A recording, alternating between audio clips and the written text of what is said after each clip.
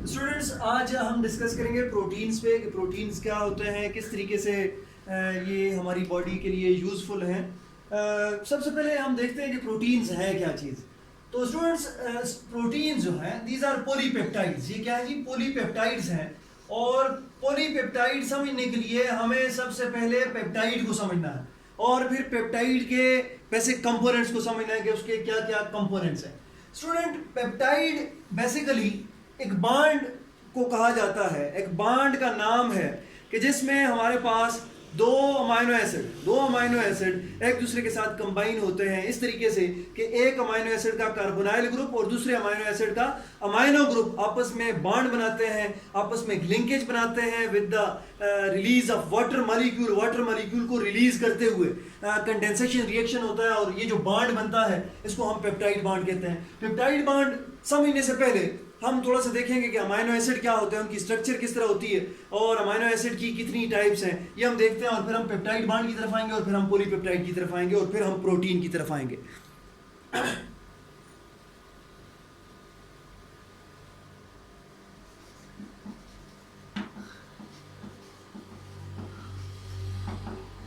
Amino acids, जिस तरह अभी हमने बात की कि जी कभी भी दो अमाइनो एसिड जब केमिकली आपस में कंबाइन होते हैं with the release of water molecule, एक अमाइनो एसिड का कार्बोनाइल ग्रुप और दूसरे अमाइनो एसिड का अमाइनो ग्रुप आपस में जब कंबाइन होते हैं, वाटर मॉलिक्यूल रिलीज होता है, कंडेंसेशन रिएक्शन होता है। स्टूडेंट्स, हम बात कर रहे थे अमाइनो एसिड्स की और हमने कहा कि जी अमाइनो एसिड्स जो है वो प्रोटीन का बिल्डिंग ब्लॉक है। अब हम देखते हैं कि जी अमाइनो एसिड्स क्या होते हैं, इनकी स्ट्रक्चर क्या है और किस तरीके से इसकी डिफरेंट टाइप्स हैं। स्टूडेंट्स, जिस तरह नाम से जाहिर है अमाइनो और एसिड, कहते हैं कि जी ये ऐसे ऑर्गेनिक मॉलिक्यूल्स हैं, ऐसे ऑर्गेनिक कंपाउंड्स हैं जिनके अंदर कार्बन और हाइड्रोजन के अलावा दो नेसेसरी कंपोनेंट्स हैं। एक है अमाइनो ग्रुप और दूसरा है कार्बोक्सिलिक एसिड ग्रुप। ठीक है जी, दो ग्रुप इसके साथ अटैच्ड हैं, अमाइनो ग्रुप और कार्बोक्सिलिक एसिड ग्रुप। इस कार्बोक्सिलिक एसिड की निस्बत से इसके नाम के साथ हमने एसिड लगाया है और अमाइनो ग्रुप की वजह से अमाइनो इसके नाम के साथ लगा है और ये अमाइनो एसिड बना है।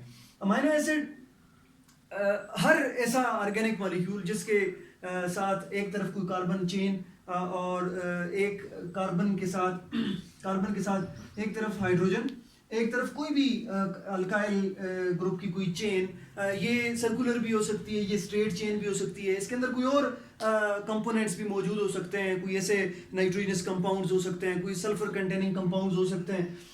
और एक तरफ इसके कार्बोक्सिलिक ग्रुप COOH और एक तरफ अमाइनो ग्रुप NH2, ये अगर एग्जिस्ट कर रहे हैं तो इसको हम क्या कहते हैं? अमाइनो एसिड कहते हैं। इसका मतलब ये हुआ कि ये जो R ग्रुप है, ये जो चेन है, ये जिस तरह वेरी करती जाएगी हमारे पास डिफरेंट किस्म के अमाइनो एसिड बनते रहेंगे। अब अगर हम आर्टिफिशियली बात करें तो बहुत से अमाइनो एसिड्स हम बना सकते हैं, लेकिन अगर हम प्रोटीन्स की बात करें कि जी प्रोटीन्स के अंदर अमाइनो एसिड्स, तो ये कहा जाता है कि जी प्रोटीन्स के अंदर 20 डिफरेंट टाइप्स के अमाइनो एसिड प्रेजेंट होते हैं। 20 डिफरेंट टाइप के अमाइनो एसिड्स प्रेजेंट होते हैं और बाज़ जो लिटरेचर है वहाँ पे 21 उनको मेंशन किया गया है।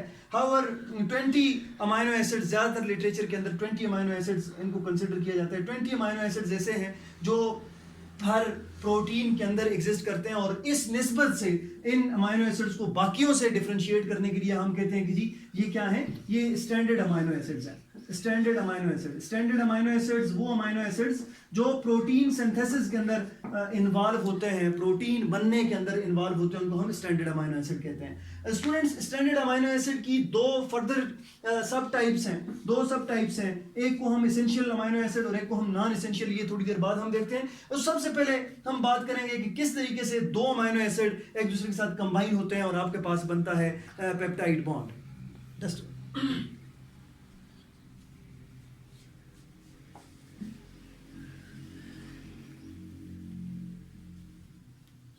लेट्स से ये हमारे पास एक अमाइनो एसिड है,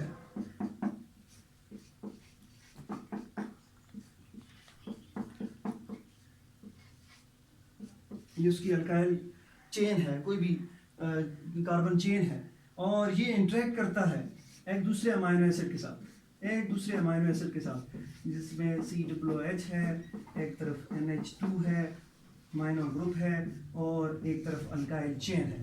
स्टूडेंट नॉर्मली ये वो स्ट्रक्चर है जो नॉर्मली अमाइनो एसिड की प्रेजेंट की जाती है।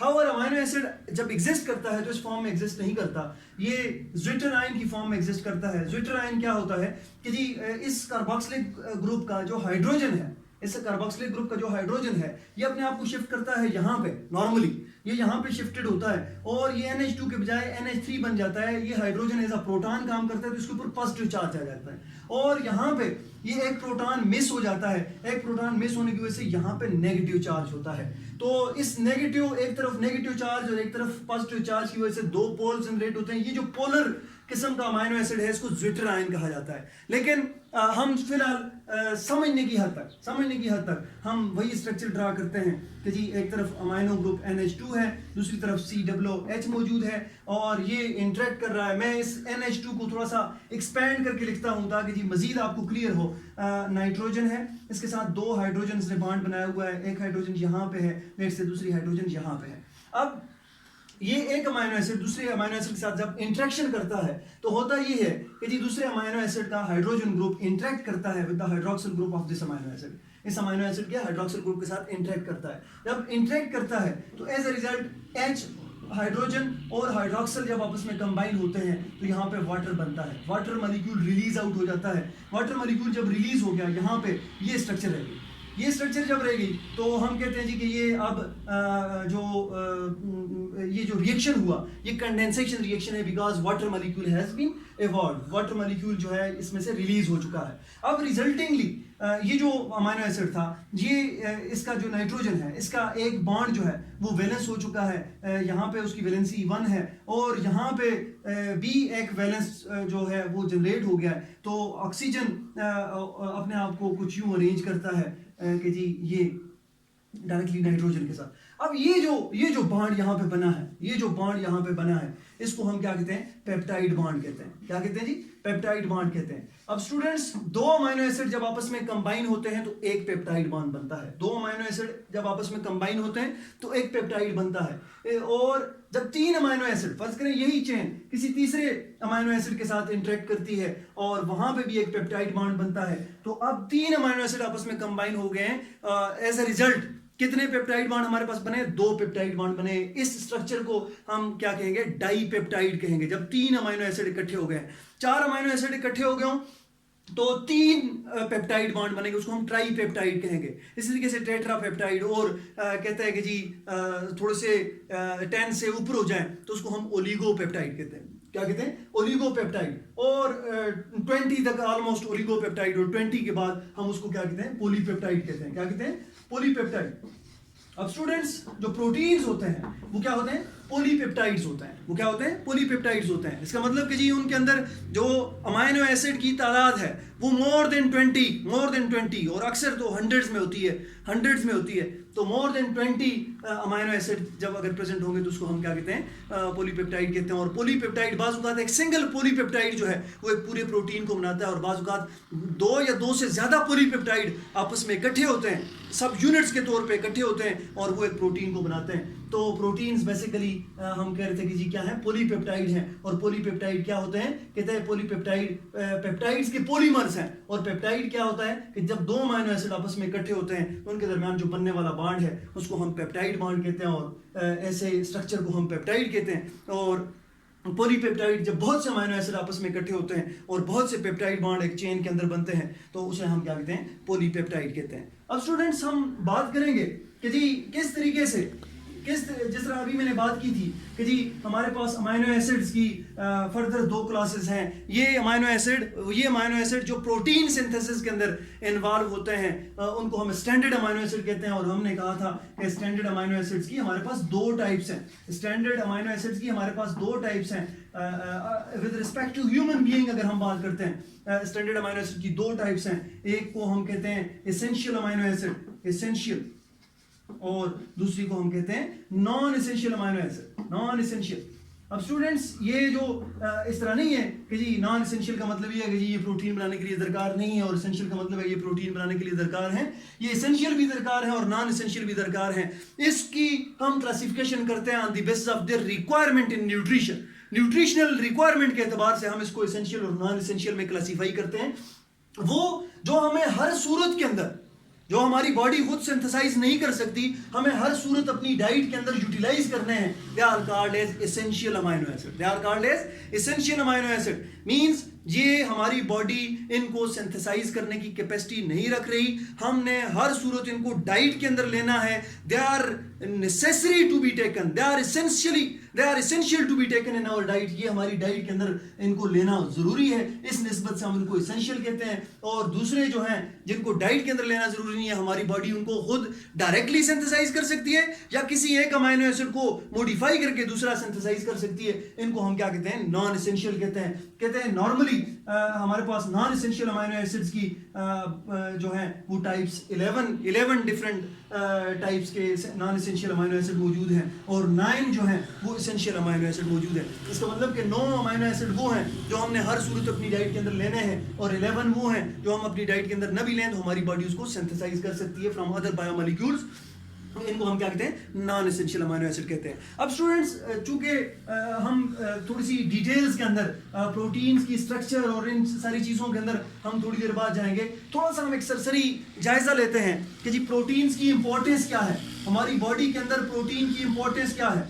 तो इसी तरीके से माइक्रोब्स के अंदर प्रोटीन्स की इंपॉर्टेंस क्या है। तो अगर मैं माइक्रो ऑर्गेनिजम्स की बात करता हूं तो मैं ये कहता हूं सबसे पहले हम उसकी स्ट्रक्चरल कंपोनेंट पे बात करते हैं। मैं कहता हूं जी कि माइक्रो ऑर्गेनिजम्स की सेल मेम्ब्रेन आपने पढ़ा है जी कि सेल मेम्ब्रेन जो है वो क्या होती हैं? लिपिड्स और प्रोटीन्स का कॉम्प्लेक्स होता है। वो क्या होते हैं? लिपिड्स और प्रोटीन्स का कॉम्प्लेक्स होते हैं। तो माइक्रो ऑर्गेनिजम्स की सेल मेम्ब्रेन भी लिपिड्स और प्रोटीन से बनी हुई है। इसका मतलब कि प्रोटीन्स का स्ट्रक्चरल रोल है सेल के अंदर। इसी तरीके से यूकैरियोटिक सेल, जितने भी हायर ऑर्गेनिजम्स के सेल हैं, उनके अंदर भी सेल मेम्ब्रेन जो है वो एग्जिस्ट करती है और सेल मेम्ब्रेन वहां पे भी प्रोटीन से बनी होती है। इसका मतलब कि they have important role in the structure, they have important role in cellular structure के अंदर प्रोटीन्स का इंपॉर्टेंट रोल है। अगर मैं ह्यूमन बीइंग के एतबार से बाकी बात करूं तो ह्यूमन बीइंग की स्ट्रक्चर की अगर हम बात करते हैं, हमारे जो नेल्स दे आर प्रोटीन्स, हमारे जो हेयर्स हैं दे आर प्रोटीन्स। इसी तरीके से हमारी जो स्किन है जिसके ऊपर एक प्रोटीनेशियस लेयर है और स्ट्रक्चर के एतबार से ये प्रोटीन्स। अगर मैं फंक्शनिंग के एतबार से प्रोटीन्स की बात करूं तो फंक्शन के एतबार से बहुत से प्रोटीन्स हैं जो डिफरेंट फंक्शंस परफॉर्म करते हैं। सबसे पहले हम बात करते हैं एंजाइम्स की। हम बात करते हैं एंजाइम्स की जो प्रोकैरियोट्स के अंदर भी हैं और यूकैरियोट्स के अंदर भी हैं, माइक्रो ऑर्गेनिजम्स के अंदर भी हैं और हायर ऑर्गेनिजम्स के अंदर भी हैं। तो एंजाइम्स क्या होते हैं? They are mostly proteins. कुछ बाज़ औक़ात कोई इक्का दुक्का एंजाइम है, जिस तरह आरएनएज है, वो प्रोटीन नहीं होता, वो आरएनए का ही फ्रेगमेंट होता है बेसिकली। और बाकी ये हम एंजाइम्स के अंदर डिटेल से पढ़ेंगे। और कुछ एंजाइम का कुछ छोटा सा पोर्शन होता है जो नॉन प्रोटीनेशियस होता है। ज़्यादातर जो एंजाइम्स हैं they are protein in nature. तो इसका मतलब ये हुआ हमारी बॉडी के अंदर जितने भी मेटाबॉलिक एक्टिविटीज, ब्रेक डाउन और बिल्डिंग अप का प्रोसेस है विद यूजिंग डिफरेंट एंजाइम्स को यूज करते हुए, तो वो क्या है? वो प्रोटीन्स की वजह से है। इसके अलावा जी हमारे डिफरेंट किस्म के हार्मोन्स हैं। तो हार्मोन्स भी किसी हद तक मेजॉरिटी उनका पोर्शन क्या होता है? प्रोटीन्स होते हैं। मेजॉरिटी उनका जो पोर्शन होता है वो प्रोटीन्स होते हैं। तो प्रोटीन्स के तौर पे जो हार्मोन्स हैं वो अपना किरदार अदा करते हैं। अगर मैं बैक्टीरियल सेल की बात करता हूँ तो मोटिलिटी के लिए हरकत करने के लिए हमने पढ़ा है कि जी बैक्टीरियल सेल के अंदर फ्लैजेला होता है और आपने देखा है कि जी फ्लैजेला के अंदर हमारे पास एक प्रोटीन होती है, फ्लैजिलिन जिसको कहा जाता है। तो वो भी क्या है? प्रोटीन की वजह से इसका मतलब कि मूवमेंट जो है वो इजीली पॉसिबल हुई है। इसी तरीके से हमारे पास जो रिकम्बिनेशन के लिए डिफरेंट बैक्टीरियल सेल के अंदर पिल्लाए मौजूद होते हैं। हर सेल के अंदर नहीं होता, किसी सेल्स के अंदर पिल्लाए मौजूद होते हैं और इन पिल्लाए के अंदर एक प्रोटीन होती है जिसका नाम है पिलीन। तो इसका मतलब ये हुआ कि पिलीन का रिप्रोडक्शन के अंदर भी, बैक्टीरियल रिप्रोडक्शन के अंदर भी पिलीन का किरदार है, प्रोटीन का किरदार है। फिर हम ट्रांसपोर्ट की बात करते हैं तो बैक्टीरियल सेल के अंदर भी प्रोटीन्स डिफरेंट मॉलिक्यूल्स के साथ कॉन्जुगेट बनाते हैं और मटेरियल्स को एक जगह से दूसरी जगह तक लेके जा सकते हैं टू दी सेल और आउटसाइड दी सेल। तो ट्रांसपोर्ट का काम प्रोकैरियोटिक सेल में अगर हम बात करते हैं इस तरीके से। अगर हम ह्यूमन बीइंग की बात करें तो आपने देखा है जी कि आपकी बॉडी के अंदर ऑक्सीजन की ट्रांसपोर्ट के लिए आपकी बॉडी के अंदर एक प्रोटीन प्रेजेंट है जिसको हम क्या कहते हैं, हीमोग्लोबिन कहते हैं। क्या कहते हैं जी, हीमोग्लोबिन कहते हैं। हीमोग्लोबिन क्या करता है, ऑक्सीजन को कैरी करता है आपके लंग्स में से और डिफरेंट पार्ट ऑफ बॉडी तक पहुंचाता है, different parts of the body तक पहुंचाता है। इसी तरीके से स्टूडेंट्स आपकी बॉडी के अंदर मुख्तलिफ किस्म के, जिस तरह पहले हम बात कर चुके हैं, एंजाइम्स, इसी तरीके से ये बाज़ एंजाइम्स सेल के अंदर होते हैं, बाज़ सेल के बाहर होते हैं। तो सेल के बाहर वाले एंजाइम्स में से आपने लाइपेज का नाम सुना होगा, आपने प्रोटीएज का नाम सुना होगा। जब आप डाइजेशन पढ़ रहे थे आपने कहा जी कि जब हम फूड का इंटेक करते हैं right from the beginning in the mouth में जब हम चीविंग कर रहे हैं तो हाइड्रेट के डिग्रेडिंग एंजाइम्स जो हैं वो शामिल होते हैं उसके अंदर। तो अमाइलेज वगैरह वो शामिल होते हैं और हमारी डाइजेशन जो है वो स्टार्ट होती है वहाँ पे। स्टोमक के अंदर जाता है, पेप्सिन शामिल होता है। पेप्सिन क्या है, बेसिकली एक पेप्टिड प्रोटीन डिग्रेडिंग एंजाइम है, तो वो प्रोटीन्स को डिग्रेड करता है। इसी तरीके से हमारी स्मॉल इंटेस्टाइन के अंदर जब फूड जाता है तो मुख्तलिफ किस्म के लाइपेजेस हैं जो उस पर काम करते हैं और लिपिड्स को डिग्रेड करते हैं। तो ये सारे जो चीज़ें हैं ये पॉसिबल हुई हैं due to presence of proteins की वजह से ये सारी चीज़ें पॉसिबल हैं। तो प्रोटीन्स का बड़ा इंपॉर्टेंट रोल है बॉडी के अंदर। इसके अलावा हमारी जो इम्यून सिस्टम की हम बात करते हैं, आपने एफएससी के अंदर, मैट्रिक के अंदर पढ़ा कि जी हमारी बॉडी के अंदर एंटीबॉडीज प्रोड्यूस होती हैं एंटीजेंस के अगेंस्ट। जब हमारी बॉडी के अंदर कोई फॉरेन पार्टिकल एंटर होता है तो हमारे बी सेल्स, हमारे इम्यून सेल्स की एक टाइप है बी सेल्स, वो एंटीबॉडीज प्रोड्यूस करते हैं और वो एंटीबॉडीज क्या होती हैं, वो इम्यूनोग्लोबुलिन्स होती हैं। क्या होती हैं, इम्यूनोग्लोबुलिन्स। अक्सर इनको IG से शो किया जाता है, कैपिटल I और स्मॉल G, और इसकी डिफरेंट टाइप्स हैं। आपने सुना होगा IgA है, IgE है, IgG है, IgM है, और इस तरीके से इसकी 5 डिफरेंट टाइप्स हैं। तो ये इम्यूनोग्लोबुलिन्स जो हैं they are nothing but proteins, ये बाकी कुछ नहीं है, ये क्या है, प्रोटीन्स हैं। तो इसका मतलब ये हुआ कि प्रोटीन्स का बड़ा इंपॉर्टेंट रोल है हमारी बॉडी के अंदर और ये हमारी बॉडी को बिल्कुल स्ट्रक्चरल,